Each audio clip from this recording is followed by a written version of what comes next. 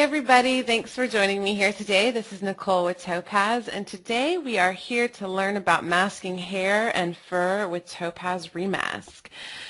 With the masking of hair and fur, it's definitely one of the toughest tasks in the post-processing world, and it's a very common question we get with Topaz ReMask, whether or not ReMask can do a good job with hair or whiskers and fur.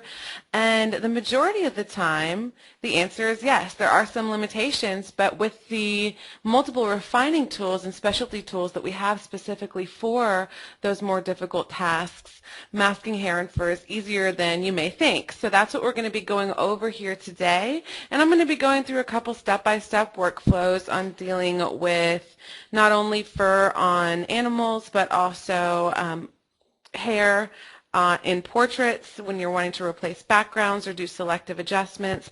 And we're going to go into a pretty difficult hair tutorial as well.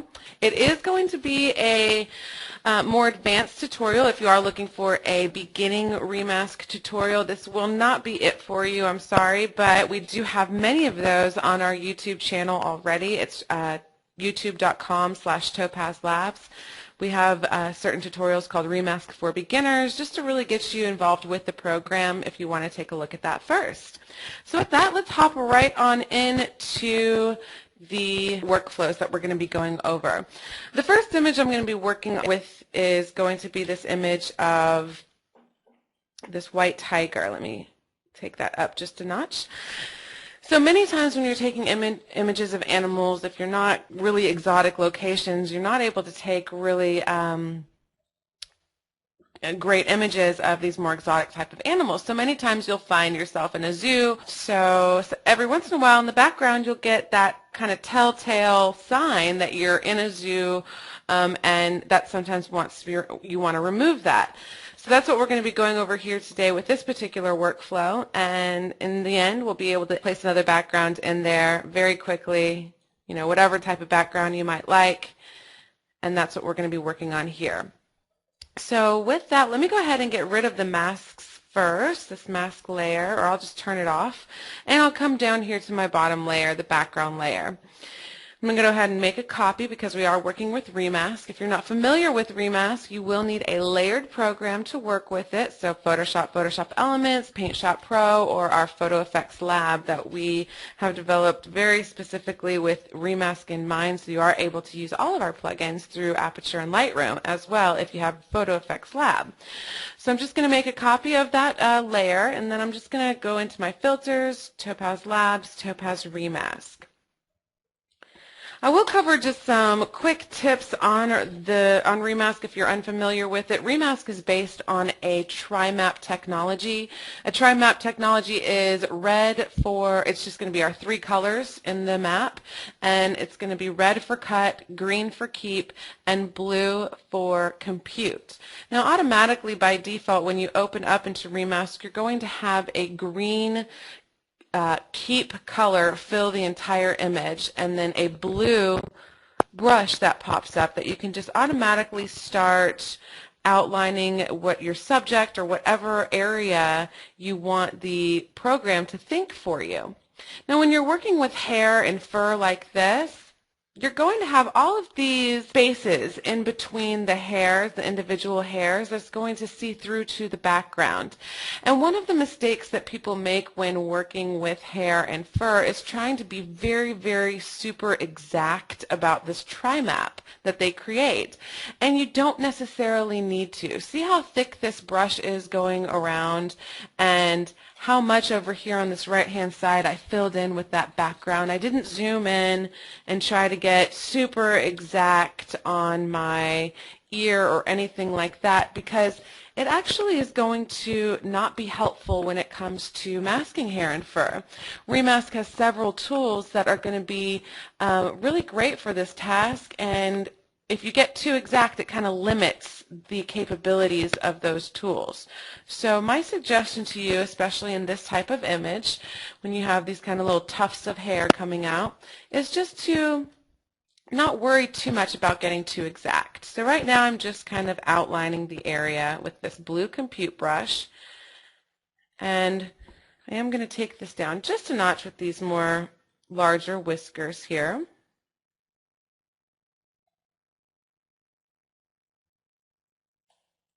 And just doing some quick brushing over those whiskers and ending my tri-map.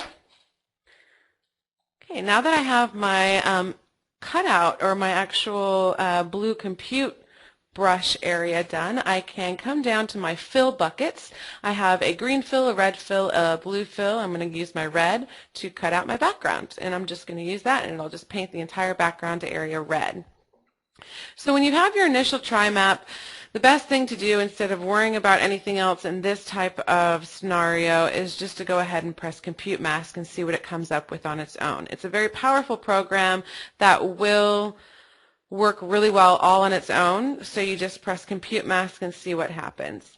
And right away you see that it's done a pretty good job. However, there's some major issues going on within this mask that you can't see within the mask type of view.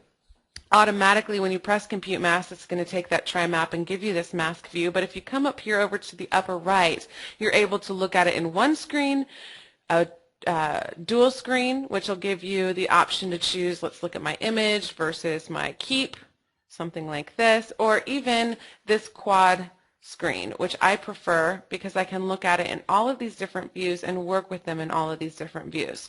So I'm going to choose tri-map for my upper left, and then by default I'm going to have my mask on the right, my keep view on the lower right, and then to the left I'll have my original image. And then just to look at all of them, I just have to come up to my navigation window over here on the upper left and just pull those around and see what's going on. So again, I had said that we have some pretty big issues going on with this image that you don't necessarily see in this upper right mask view. But if you come down and look at your keep view, you can see what those issues are. Basically, we have a kind of ghosting happening where the hairs are supposed to be. So what looks like a pretty good mask up here in the upper right with all of the fur cut out really beautifully, if you look down here in the lower right, you'll see, for example, on that ear, it's not really exact. Let me just zoom in there a little bit for you. It's kind of almost a ghosting, that gray around it. And that's not going to give you a good cutout whenever you bring that back into your host program. And just to give you another example, like this little tiny hair over here on the upper left of his the head here, you'll see that is just a ghost and no hair whatsoever in this lower right. So this keep view is very important when working within a masking, when you're masking more difficult and complex subjects such as hair and fur. So the very first tip I want to give you, and if you've come to any of my ReMask webinars before, you know how much I love this tool because I think it's amazing, and it's going to be this foreground color options down here in the lower left. Now this first tutorial, this first step-by-step demo is going to be pretty quick, and then we'll go into some of these more complex tools up here above that. But this foreground color will help a lot, and sometimes you won't even have to go into these more single color selection or dual color selection type of tools. This foreground color will only show up, this menu, these two sliders will only be active if you are in your keep view. The reason is you can't see really what it does in any of the other views. You can only see how much work it's actually doing within the keep view. So if for some reason you say, oh, it's grayed out, it's not working, that's because you need to at least have one of your views that you're looking at in the keep mode. And when I say the keep mode, it's what we have down here on the lower right. So you can click on that as well, but it's by default in this quad in the lower right. And in the foreground color, we have two sliders, the recovery and the desaturation. The recovery slider is going to be your very best friend when doing these types of cutouts. The recovery slider will take a look at what's going on, the mask you're trying to create, and it will try to think about what is actually the background and what is actually the foreground color. It's going to separate it. It's going to help with the bleeding issues that are happening. You see the green coming through on the fur here over on the right. You see all the green coming in on that ghosting. It's going to help with that bleeding a ton. It's also going to pull in those little tiny hairs where you only see the ghosting going on. You don't actually see the hairs themselves. So let me just take that up a little bit. And before I do anything else, because I know that I'm going to need a high quality recovery, I'm going to click on that. But before I do that, actually, I'll take this recovery slider all the way up.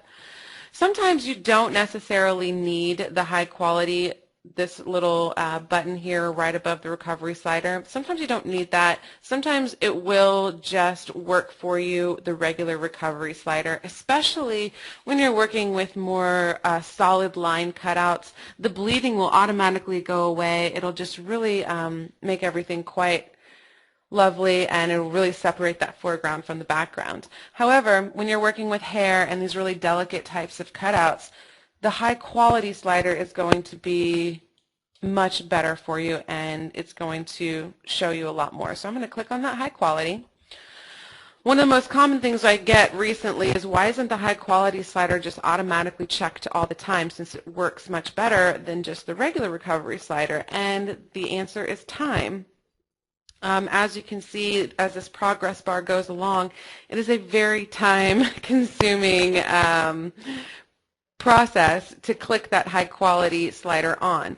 However, a little tip for you, if you are using the high quality checkbox, never take your recovery slider all the way back down to 0, because if you do, you'll constantly see this progress bar going up and down and up and down. It'll take forever. But once you click that high quality on, you'll only see this once as long as you no longer go to 0. So as long as I don't take this to 0, I should never see it again, and it'll go really quick after this initial process. But it's so worth it. Okay, so keep an eye out over here on the lower right as I take this recovery slider up. I'm just going to take it all the way up to 100. And voila. I love this slider so much. Let me show you that one more time. I'm going to take that all the way down, or almost all the way down. I don't want that progress bar to happen again. And you'll see the bleeding, the ghosting. It's not all that great. It's while the mask looks good, the keep does not. But now as I take this recovery slider up, it just fills out in a much more natural way. The ghosting goes away. The green bleeding that was happening down here in the lower right of this particular zoom level went away. All of these really delicate, this really delicate hair started showing up. So it's a really great slider. So now I'm just going to go around and make sure that everything is basically looking pretty good. It's really looking lovely. Really looking good until I get down to the whiskers. It's looking pretty good actually, except I've lost the little edge right here, and I see a little bit of bleeding going on here on the lower left. But otherwise I'm looking pretty good. I also see some bleeding of color from the background in his white fur, and this is going to happen with blonde hair, white fur quite a bit, and sometimes even this recovery slider is at 100% and high quality is not going to get rid of that. Sometimes you do have to do some additional work. The first thing that I'm going to suggest is the desaturation slider. This is going to be really helpful for you whether or not you see the bleeding or not, but it's still going to be nice with the bleeding as well. What the desaturation slider will do is desaturate the very, very edges of your cutout that you're trying to make, that mask, which will allow for a much more natural transition between your foreground and your background if you're actually bringing in a new background, which we are for this particular image. If you're doing selective adjustments and you're not actually bringing in a new background and a new composition altogether, the desaturation tool isn't going to necessarily be paramount to whether or not it turns out really well. But when you're working with bringing in a new background, that desaturation tool will be very helpful to you in creating a more natural composition, because it's just going to desaturate the edges and blend better. So this is kind of our blending and merging tool. I'm going to take this all the way up and see if As you can see over here on the right, that really helps with the green bleeding. Let me show you that before and after one more time. Here's before. You see the blue tinge. Let me go a little bit more so you can really see it. It's kind of difficult with this particular background, but you can see the blue and green and all those tinges coming through the white fur there as I take that desaturation slider up. Just starts to go down quite a bit, and now you don't see it nearly as much. So I'm pretty happy there, and the last thing I'm going to do is I'm going to try to clean this up just a little bit more, mainly because I still see this green happening and I still see some of this unnatural tint to his fur over here. So I'm going to come up to these more advanced tools that we have available for you within ReMask that are really great for these more complex types of masks. The first one that I really love is the single color selection tool. Instead of just doing a basic brush, which we have above here, the basic brush is basically just allows for you to paint wherever you want. It's just going to paint in the areas you paint. The single color selection brush allows for you to actually select the color that you'd like to keep or cut from the colors within the image itself. So if I want to cut a color, which is going to be kind of this green color and this more tan color that you see bleeding in, I'm going to come to my single color selection cut tool. And for this, I'll go ahead and stay in this mode actually, this preview mode. When you click on that single color selection, keep or cut, automatically your mouse will turn into an eyedropper. So I'm just going to come down to this lower left area of my quadrant here, which is the original image, and I'm going to select with this eyedropper the color that I want to cut. Now I notice over here on the right, in my keep view, it's kind of right about where this whisker is, this darker green that's not allowing or is not going away. So I'm just going to come over to this darker green area over here on the left, again the lower left, and just click it. When I click it, you'll notice next to that single color selection brushes this little swatch of color. That's the color I just chose in my lower left area, and I'm just going to paint all around here. As I paint, you can really start to see what's happening up here in the upper left. This is why I like to look at it in the quadrant view, or the quad, the 4-screen view, is because there's so many different things happening and so many different ways to view it. I'm going to paint down here within my actual image, but keep an eye out up here to see what it's doing to my tri-map. So here we go. You can see that it just took that color that I selected and brought it in. And now that I unchecked that, I can come over here and it's all gone. So that is kind of how this single color cut selection brush works. It'll really be helpful if these foreground color areas don't help with the bleeding issues that are going on. This is good to know about when you're working with green screens or any sort of anytime that you see a lot of bleeding. Blonde hair especially, it's going to be really bad with, and this white hair too. So I'm just going to click on this tan color down here and kind of do the same thing. Try to get rid of this kind of colors that are going through. And just doing this pretty quickly. Over here on the right, you'll see we no longer have any sort of color bleed coming into that. Actually, I see just a little. I'm just going to click right there in that green. And perfect.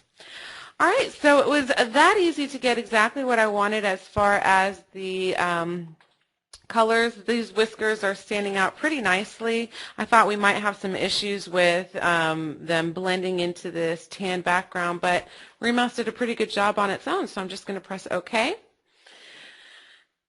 And now I'm just going to take this layer that we've created here and drag it up above my background layer that I've already brought in. I can click my background layer on, and this is the mask that we just created. Look at how defined that hair is, the fur, even that tiny little hair up here on his head sticking out was captured, and you have a very realistic mask with this fur.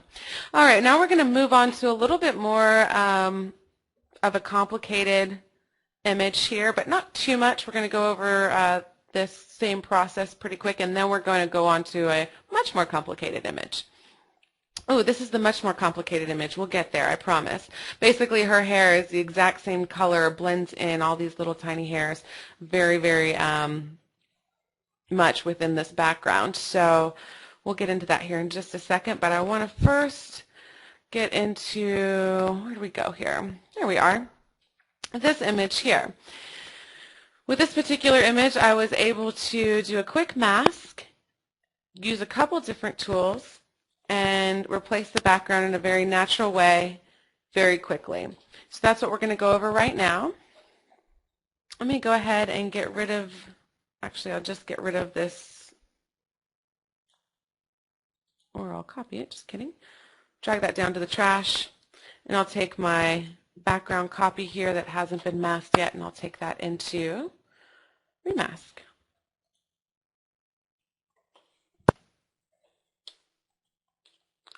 All right, so I'm going to basically go through the exact same workflow except focusing on a couple different things. I am just going around the edges here, trying to get her little strands. Again, when you're working with hair, don't worry when you get to this type of area to get too exact. Just kind of work with this. Just kind of cover the entire thing with this compute brush and let ReMask do its job. Don't try to get too exact. Just making some quick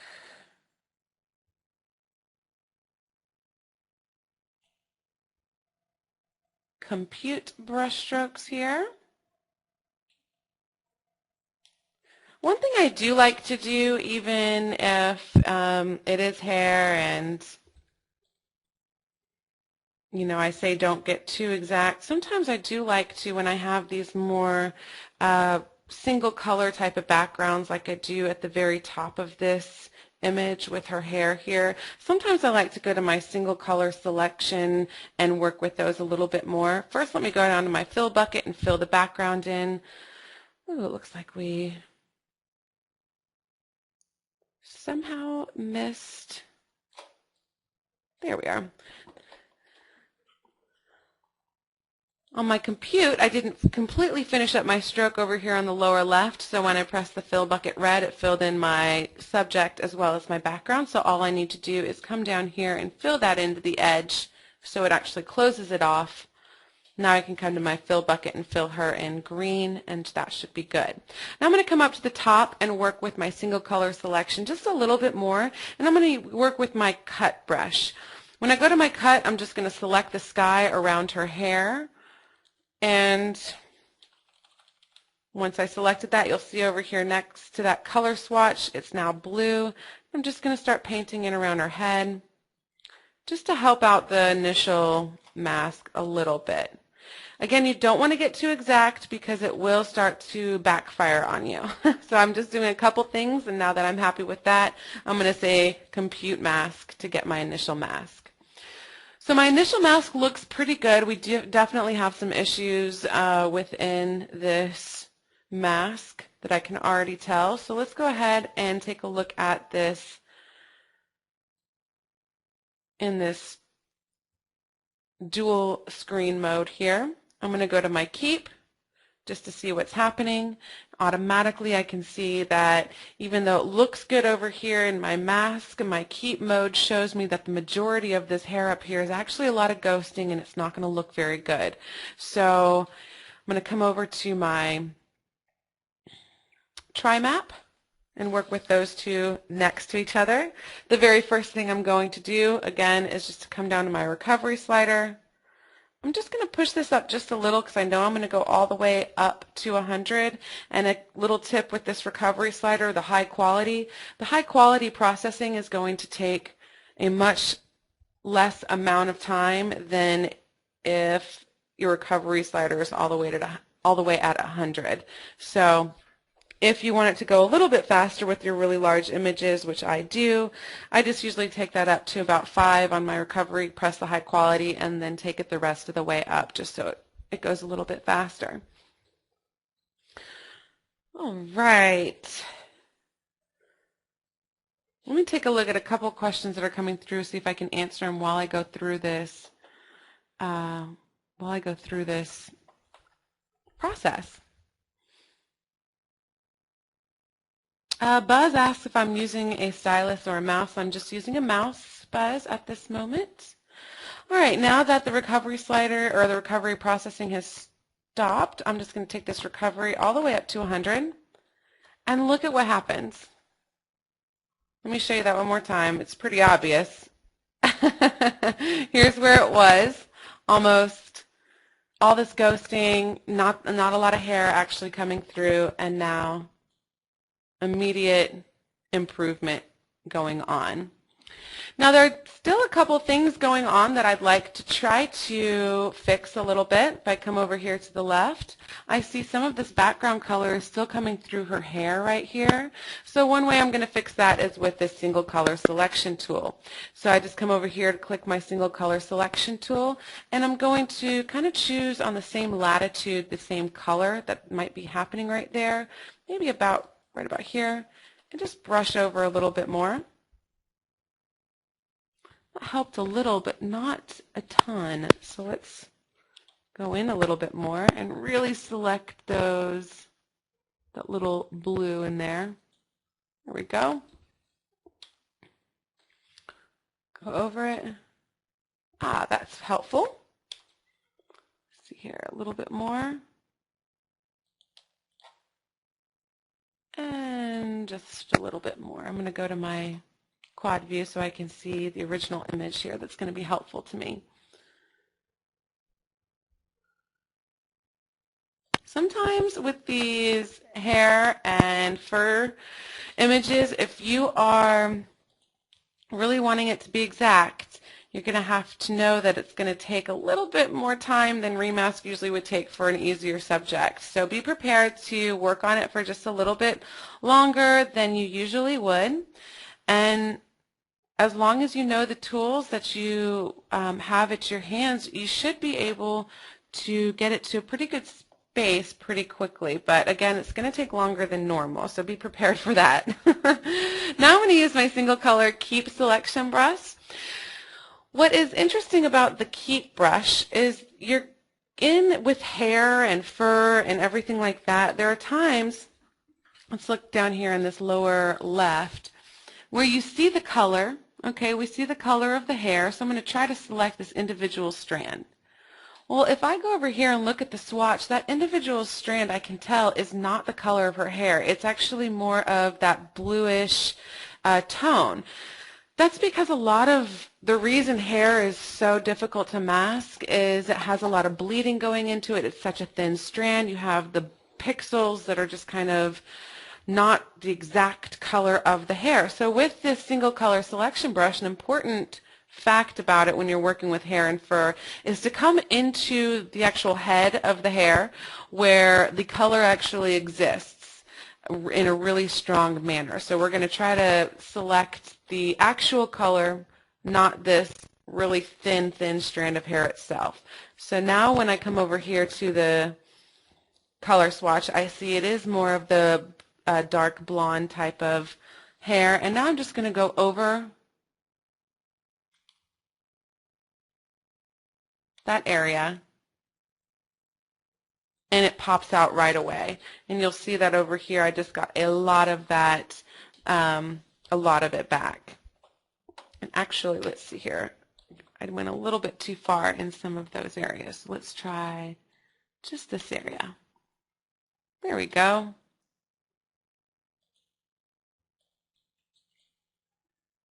Okay, and now you start to see that I'm getting these little flyaways. Everything is starting to look pretty good.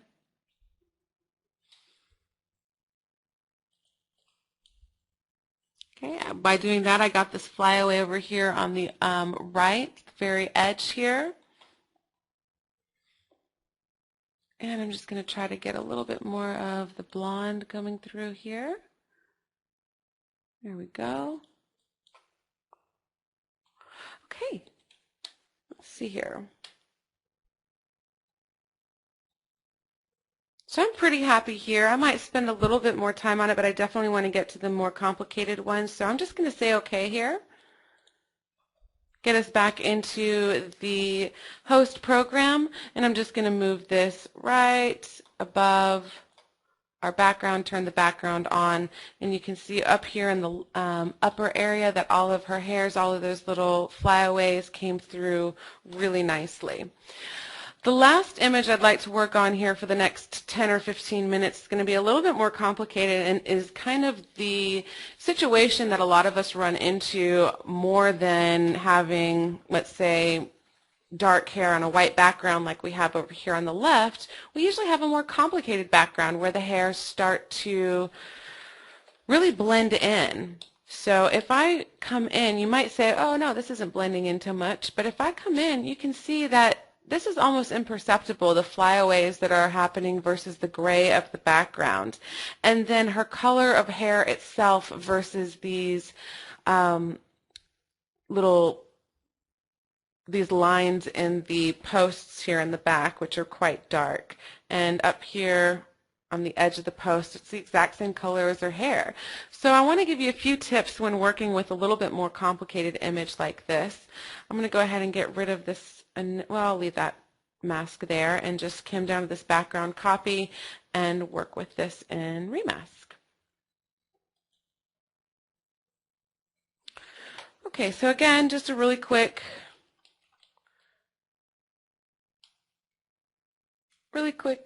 compute mask to start off with. I'm going to come in just a little bit because I don't want to go too much. So you can see all these flyaways here that are almost, you can't even see anything within the image itself. You can actually see it when you paint over it like this. See those little flyaways. Not trying to be too exact. And as I come up to the top here, I'm going to run into a couple issues. Number one, again, we have, if we look at the image next to the tri-map, we have the color here of this post that's the exact same color of her hair. This is when you have to start thinking about the limitations of the program. Now you can come in and you can work on this image for an hour and a half or however long you want to put into it and get it to be really well, but it's going to take a lot of work, especially trying to separate her hair from this particular background area. It's not going to be an easy task. You're going to have to quickly come in and either make a decision and say, I really don't care about this little area right here, or I do, and I'm going to try to get it very, very, very exact. For this particular area, I'm going to say, I'm just going to swing right by it and just try to get it as natural as possible. So I'm not going to include it in my compute area. And that's only for that little section because it's quite that section is very close to her hair color. It's exactly her hair color, actually. And since ReMask is based upon color, you're going to have those limitations there that you have to think about. So let's continue. I'm just going to make some big, broad strokes here with my compute brush just to try to get as much as possible in the beginning and then come back in and work with it afterwards. If you were not aware, you could actually come and paint on the image itself. Sometimes it's difficult to see with this green or red or blue background exactly what's happening, and it's easier just to paint on the image. So I like to do that sometimes. Come over here to the right-hand side and work with it this way instead, just to make sure I get everything I want to.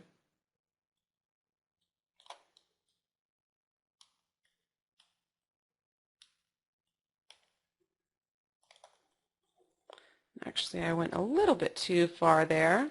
While you're in this compute mode or this pre-mode, you can come in and change your brush from blue to green to red, whichever mistakes that you might make. You can quickly come in and do that as well. Let's keep going down.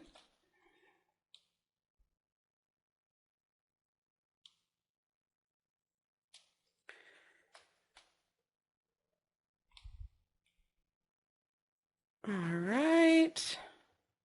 fill that in here. And down here at the bottom should be just the end. I am going to make a few choices with my select color brushes, but again, it's very important not to overwork the initial mask because you're going to make it not as good. Trust me, you'll end up really unhappy with that initial compute and not know why it looks so bad. Well, usually it's because that if you try to overwork it a little bit too much, you won't let the program kind of try to figure out where the edges are and everything like that. So I'm just going to do a couple fills here, fill in these edges. There we go. And I'm going to come in on the top of her head in this little, actually I can do that with my select color brush. I'm just going to come to my cut color selection brush and click on the white of the sky here and get my brush pretty big and just brush over some things. And that's all I'm going to do over here. Then I'm going to come over to the right hand side and choose this kind of gray color of the wood and just do an initial quick all over her head, and you'll see that it filled in some red just a little bit. I'll do another one with just a little bit lighter of the gray, and that's all I'm going to do. I'm going to go ahead and let the program do its work and say compute. Okay, it did compute already, we just don't see it, so let's take a look at the mask. Okay, the mask on the upper right, you can see has done, it looks pretty good. Now let's take a look at the lower right, which is our keep view, and it doesn't look as good, but it's doable. We can work with this. So there's a few things that we definitely need to do. First off, with hair, again, I do my recovery. It's going to take a little bit longer with this image because it does have it's a little bit bigger. Another tip when working with hair and fur, even though it's going to take longer to process within ReMask or any other type of masking program, it is best to work with large images. It gives the program, gives the software more to work with and more pixels to see. It's not going to be as grainy and as pixelated if you leave it larger. So that's definitely something that you're going to need to do. A lot of people are asking about color range, and I'm happy to answer that. It's actually really important. It's something we're going to go over in this particular image. So if you'll just give me a couple minutes to take a look at our results, we'll go into that here in just a second. Let me zoom in and see what we have going on. Okay, over here on the left, we do have some issues going on. We've lost some of our flyaways. And over here on the left, you see that they're selected, but down here on the lower right, you see that they're not there. One of the reasons is it looks like I did overwork it just a little bit with that initial try map. So all I need to do at this point is come into my single color selection, select the dark hair color. And you can see over here my color swatch has changed. And I'm just going to go along the side of her head. Okay, let's try that a little bit closer over here. See if we can get some of those coming back through. Yes, we do have some of those flyaways now. Okay, great. I'm also going to come into my color cut selection and do a little bit more there. There we are. So that's looking pretty good as far as this side of her head. Now if we go over closer, actually I need to do my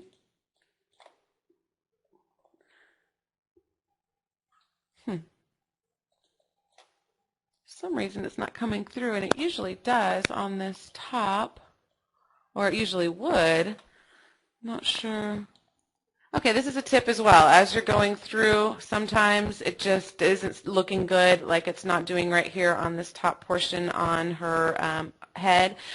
To easily combat this, this is usually because if you take a look on my tri-map up here, I have all my strands of hair, but all of this red is filled in the tiny, tiny, tiny, tiny little areas. So it's just basically cutting everything.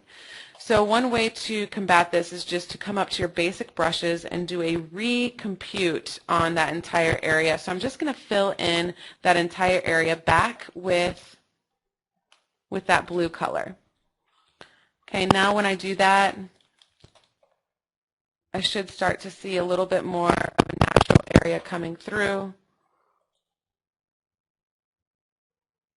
There we go.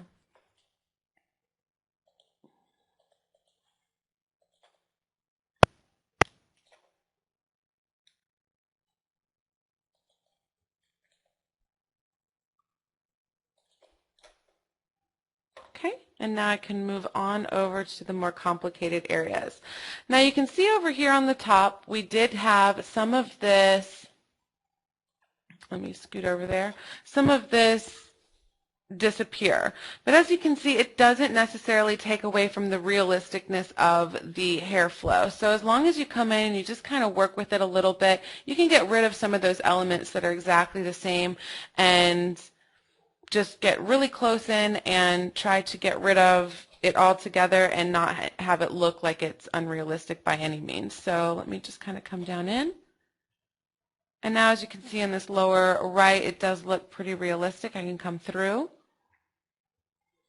But one of the problems you might start to see are these, from the wood, all of these lines that look like the color of her hair. You can see the ghosting of those. So all I'm going to do is click with my basic brush. I'm just going to click along some of those things and watch as they just disappear. So you start to lose all those little columns, I guess you could call them, behind. And now that we have kind of made those disappear, now we're going to have to bring back her actual hair part, some of these flyaways that have been cut off. The way that you can do that is with the single color, again, keep selection, but now you have to worry about her hair being so close to the color of these columns and bringing back those as well. So my suggestion is to play with your color range brush. The color range brush is going to determine the range of color before and after this particular pixel that you've selected. So if I want to keep her hair color, I'm just going to click on her hair right about here. You see that color selection or that color swatch come up. I'm going to take my color range down because at 10, the default range, it's going to bring back in colors that are pretty similar to the color you select. As you take this color range down, it's going to be much more specific to this exact pixel color and not bring in these kind of columns behind it. So you can just kind of make strokes, and as you see, it'll start to bring back her hair over here on the right.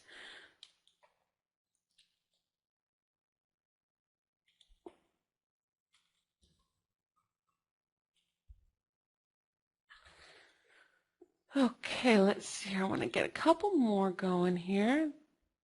There we are.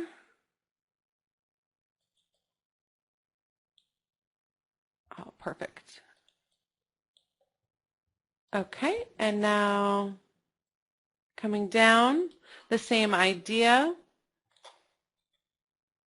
These little curly cues, just kind of going along those edges with the keep. See if I can bring them back. We'll worry about taking away here in just a second.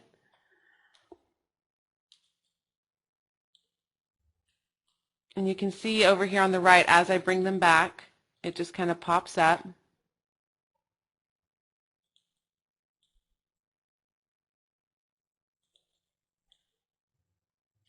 Now there is a little bit of a ghosting going around some of these edges, but it's easily fixed. So that's what we're going to do here in just a second.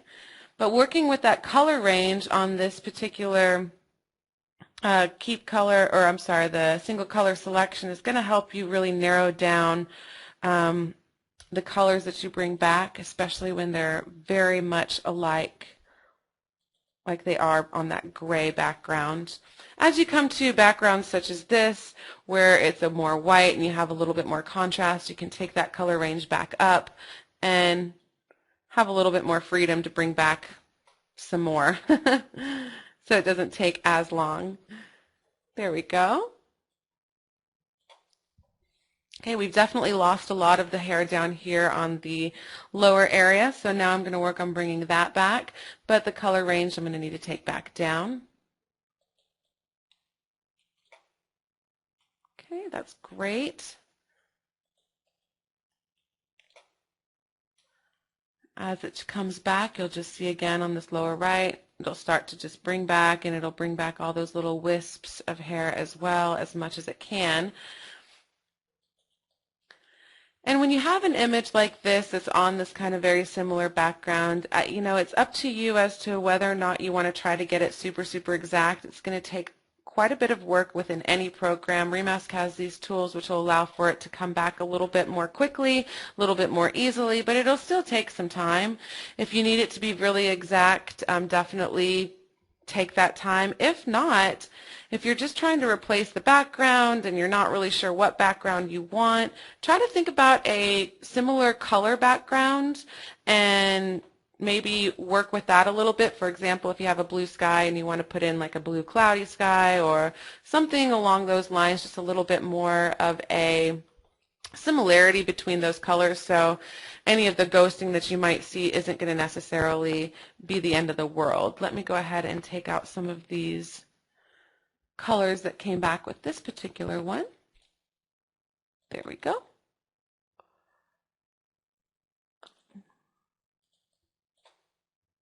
Okay.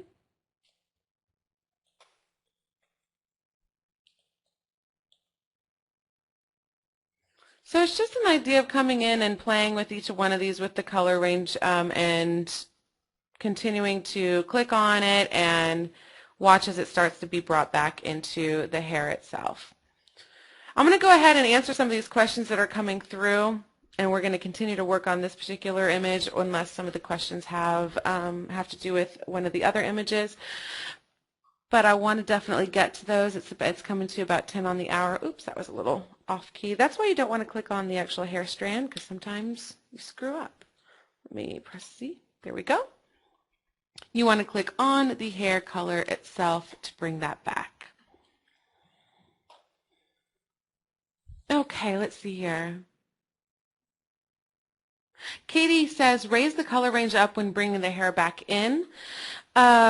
Whenever you are working on kind of a more contrasty type area, such as over here on the left, when you have a really different type of background, it's just the white versus dark, you can take that color range slider up and not have any problem with clicking on her hair color and then coming in and, oops, that was the wrong thing here. And just going along the edges here. You don't have to worry about anything because it'll pop right back out. And the same thing goes for the single color selection cut if you have that more contrasty area. But if you have something that's more very, very similar, I'll show you another type of image here that was very similar. Like this type of image where you have blonde on a blonde type of background, you're going to want to take that color range slider down quite a bit. Another tip I have that if you guys are working within or within your host program first is to take your background layer. Okay, here we have our background copy. And when you have something that is so similar like this, it's going to be difficult for any program, again, to really work with this type of mask. So to help the program out just a little bit, adding in some contrast to this layer and then working with that contrasted layer within ReMask is going to help ReMask detect those edges that much more, allow for you to get a clean mask and then bring it back into your host program, copy the mask to another background layer, and then you have a clean mask. So for example, for this one, all I would do is come to my adjustments, maybe go into my levels or curves and just get that to be a much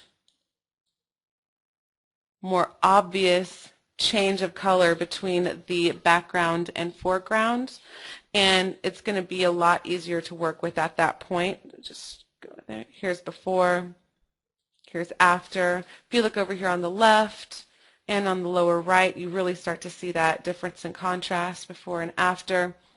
That will make it that much easier to work in ReMask and have that color detection be seen. Patrick says, how do you remove the color, the contamination that was reintroduced by using the single color tool?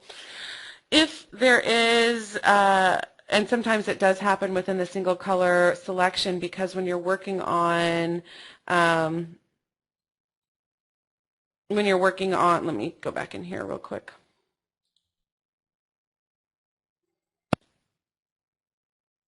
So, for example, on his whiskers, which were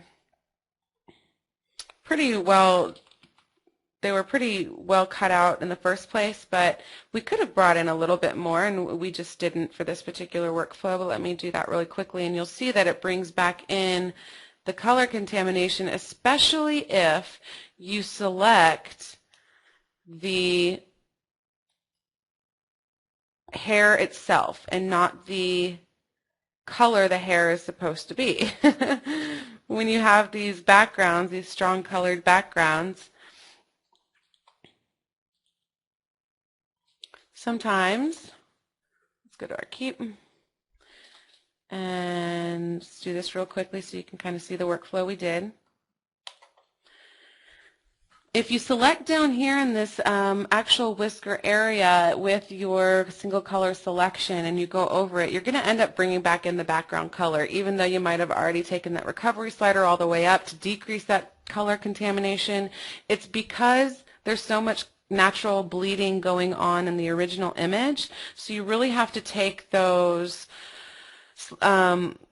color selectors and pick the actual color that it's supposed to be. For in this case, it's supposed to be the white of this whisker. So I'd come over into his actual face and select the white of the whisker and then go over it. If there is color contamination brought back anyways, you can go back and recompute it with this basic brush, and I'll kind of show you that really quickly, how you would do that.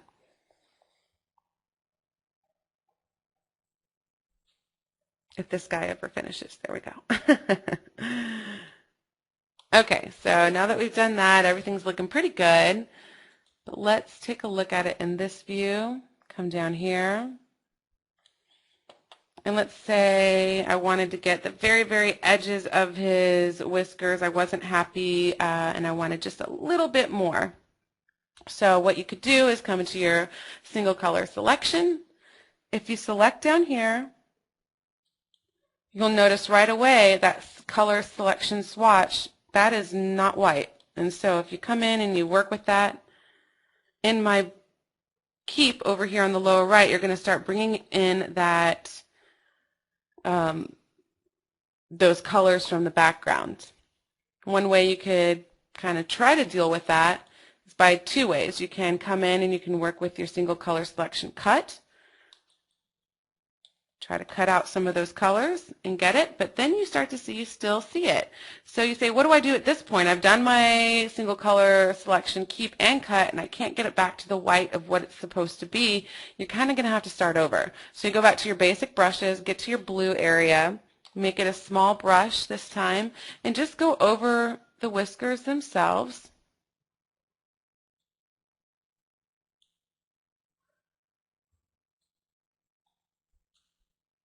Until they get back into their white area. Oh, my brush was pretty small there. There we go. So then when you have them back in their white area, you can then come back to your single color selection, keep, come to the very white of your, and you'll see that as you go over them, it'll just bring the white in now because I'm selecting the white of the whiskers itself versus down on the actual individual whisker. I hope that helps, Patrick. Same idea over here as well. If you do that, you're going to bring back in a lot of the actual color bleeding, so just choose as close to the real color that you want to bring back as you can. There is an undo button, Robin. The undo button is over here on the upper left. It's the undo arrow, or you can press Control-Z. Let's see here. Richard says, what about the dual color selection? Richard, that's a great question. The dual color selection I like to use more for transparent type of objects, such as veils or maybe even trees. With hair, because there is usually an edge to it somewhere, I still like to use the single color selection. But as far as the dual color selection goes, it basically gives you the single color and the cut color and the keep color at the same time, but it really does work for transparencies more so than anything else. So you'd have to keep it very, very in these transparent type of areas, such as maybe the little tuft of hair over here on the upper right, just being able to right in this little area, that would be helpful. Otherwise, the single color selection for these types of objects are going to be great. With veils and stuff like that, we do go over that in other webinars, and you can really tell in that particular session why that dual color selection works so well for that, and really, really complex trees and stuff like that. But with hair, usually it's going to be the single color selection that will work best for you. Joel says, why do I get a bluish cast when doing example leaves against a blue sky? Joel, I hope that that was answered within kind of the dialogue here today, but basically it's just a bleeding of that background into your subject. And that is a natural thing that happens with images because it's all these pixels that are running together. So even though a cutout is happening between let's see here. Let me do a really simple cutout. Oh, see my cutout there. Let's see here. That's not going to leave a big cutout. Well, here we go. Here's another image of hair that's actually going to give you a nice bluish tint, so you can kind of see what Joel is talking about. Let me go to ReMask here.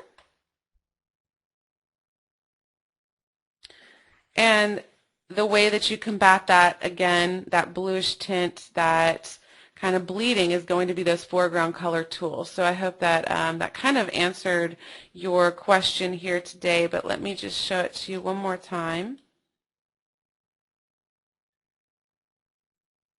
So I'm grabbing all these hairs, woo, all her little flyaways.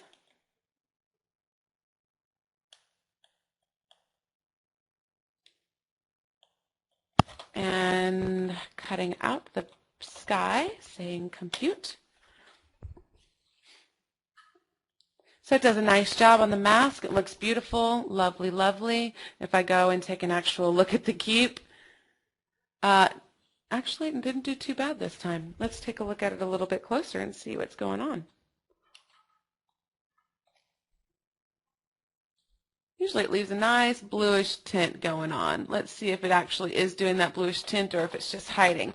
Another tip, if you are wondering if there is any sort of color bleed and you can't tell against this gray background that we naturally put in, you can come down to this menu button and say set background color. I'm going to set my background color as white to see kind of what's happening. And I do see a little bit of a blue tint happening, not as much as I did before, which is nice.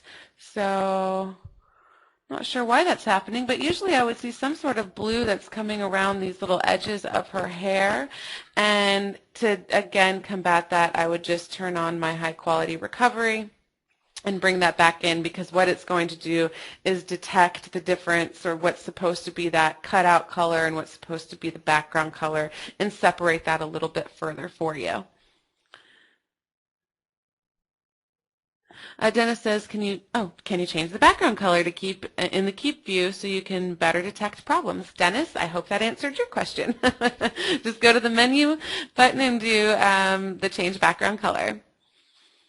Susan says, can you put in a drop shadow when using ReMask after cutting out the item you are remasking? Susan, we are not able to do that within the program itself. This is specifically for just the mask portion of the process. So you will need to do that within your host program. I do go over that in a webinar somewhere. I forget which one it is, but if you want to send in a question to webinars@topazlabs.com, I can point you to the right webinar to check that out. But we do cover that about putting in a more realistic type of shadow and elements when you are doing a new composition like that, building your own composition. Somebody asked if you can save a mask. Yes, you can. You can come down. So with these more complicated tasks like we're doing here today, if you get into a situation that is super, super complicated, it might take you a long time to do an exact mask. And if for some reason it has to be very, very exact and you need it to be that exact, it might take you a long time. You might only have 20 minutes to spare and you might need to do another 10 minutes. So you can come down to your menu, press Save Trimap Mask, put it into an area where you are, where you don't know, where you can save it on your desktop or something, a folder, and then you can load it back in when you bring your image back in.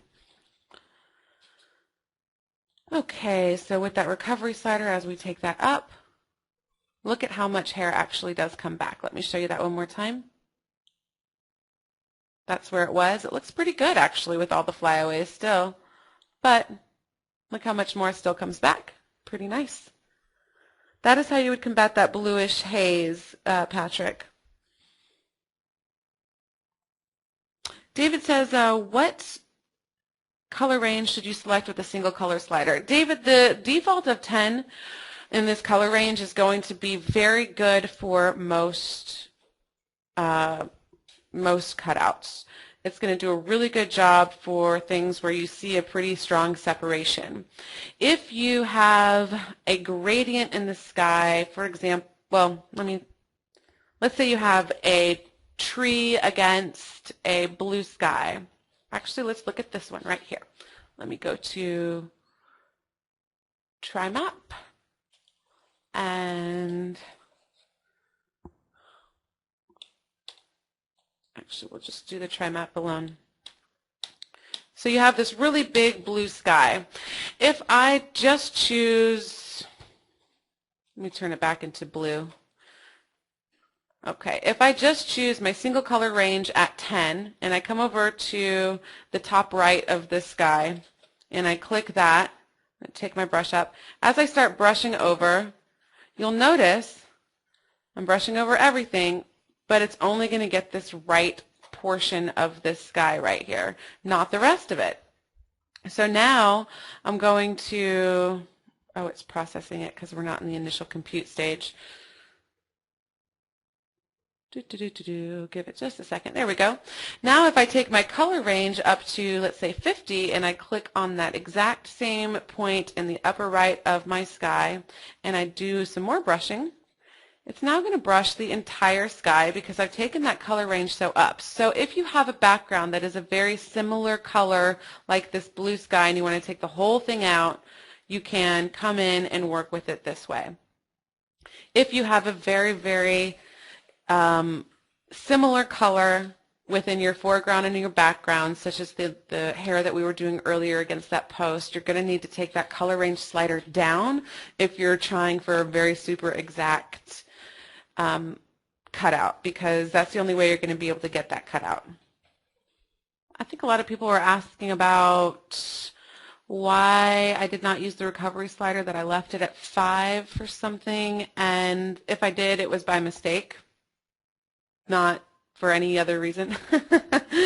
I love my recovery slider, as most of you know, especially when working with these particular things. So sometimes I just forget to move it up. If I did, I'm sorry, but I always suggest if you're working with hair, anything like this, take that recovery slider and at least take it up to 100 to see if how much it brings back. All right, everybody. Thank you so much for sticking around. I hope you got some tips out of this and that you're able to work with ReMask a little bit better. And let us know if you have any questions. Thanks so much. Bye.